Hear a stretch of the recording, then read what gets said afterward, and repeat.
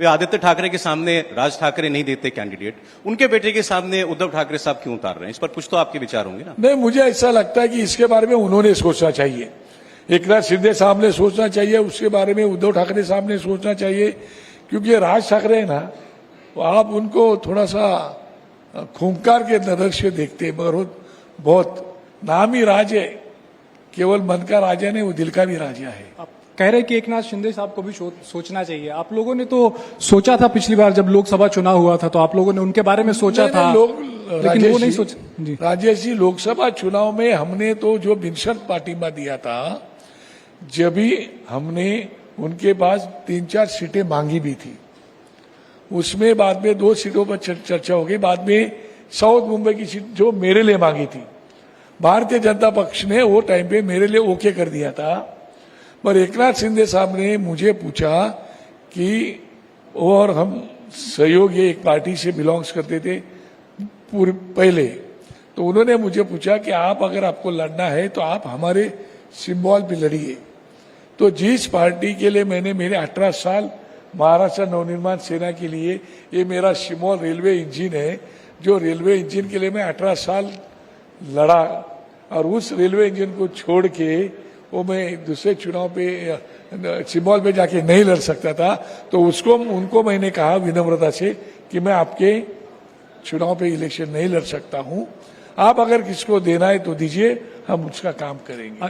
और उसके बाद में हमारे लिए तो उनका कोई कैंडिडेट होगा, मगर हमारे लिए इस देश के पंतप्रधान नरेंद्र मोदी होने चाहिए थी। ये मेरे हाईकमांड की भावना थी।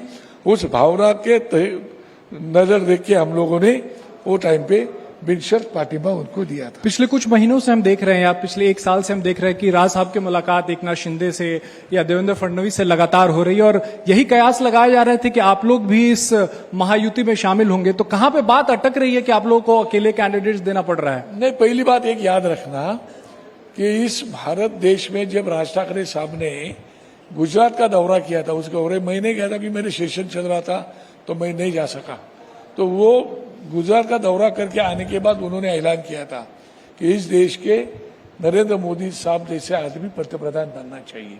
उन्होंने सबसे पहले भारत में वो बात की थी। उसके बाद में उन्होंने वो पंतप्रधान बन गए। पंतप्रधान बनने के बाद उन्होंने उनका काम चालू किया। काम चालू करने के बाद राज ठाकरे कैसे है, एकदम क्लियर कट बोलने वाला आदमी, स्पष्ट बोलने वाला आदमी है, जो पेट में वही उनके मुंह में है। वो खाने के दार दिखाने के दार ऐसा उनके पास नहीं है। नहीं तो राजनीति का क्या है, चेहरे कुछ और है और मुखौटे कुछ और है, ऐसे राजनीति के लोगों का है। पर वो तो स्पष्ट बोलते, उनको कुछ बातें अच्छे नहीं लगी तो उन्होंने तो 2019 में आपने देखा वो लावरे वीडियो बड़ा चर्चे में रहा पूरा हिंदुस्तान में, और वो बता रहे तो आपने ऐसा बताया था, वैसा बताया, कुछ नहीं हुआ, ये वो उन्होंने बताया था। बिल्कुल बताया था उन्होंने, जो है वो उन्होंने बताया था। 2024 का इलेक्शन आया तब उनको लगा कि भाई नहीं, अपने को अभी देश की कैसे में प्रगति करनी है तो नरेंद्र मोदी साहब को ही आगे लाना चाहिए, और करके उन्होंने बिनशर्त पार्टीमा भी दिया था। तो इस बार साथ में चुनाव लड़ने की बात चल रही थी या नहीं चल रही थी? बिल्कुल चल रही थी, बिल्कुल चल रही थी। पर अभी देखो, उनके पास 3 लोग हैं। एक है अजित पवार दादा, जो राष्ट्रवादी से आए हैं। दूसरे है शिवसेना पार्टी से आए एकनाथ शिंदे, जो मुख्यमंत्री बने हैं। और तीसरे है भारतीय जनता पार्टी, जो देवेंद्र जी फडणवीस है। अभी 3 पार्टी है, 288 सीटें, 288 सीटें हैं। अभी बीजेपी बोल रहे मैं 150 सीट लड़ूंगा, एकनाथ शिंदे बोल रहे मैं 120 लड़ूंगा, और अजित पवार बोल रहे मैं 80-90 के नीचे नहीं जाऊंगा। तो अभी तो सीटें बढ़ानी पड़ेगी ना।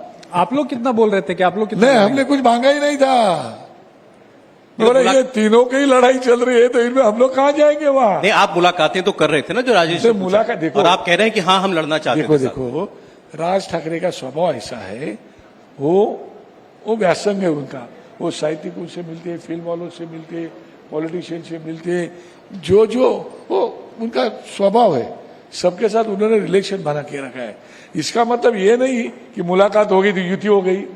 आपने याद होगा आपको, लास्ट इलेक्शन के पहले शरद पवार साहब की उन्होंने इंटरव्यू ली थी, बड़े धूमधाम की इंटरव्यू हो गई थी पुणे में, जी बिल्कुल। वो इंटरव्यू होने के बाद चर्चा चालू हो गई कि अभी राष्ट्रवादी की और मनसे की युति हो गई। कहाँ युति हो गई? अरे आप लोग ही चलाते भाई, अभी आप लोग चलाते तो हम क्या करेंगे? चलाओ।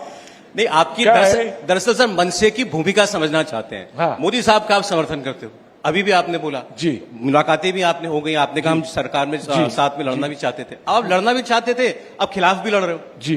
तो भूमिका क्या है? नहीं, उन भूमिका का सवाल नहीं था। हमने उनको कहा था कि अगर तुम्हारा तीनों का बंटवारा होता है तो पहले तीनों का बंटवारा खत्म कर दो, उसके बाद हमारे से बात करो, फिर आप तीनों में से कुछ ले लेंगे और कुछ हो जाएगा।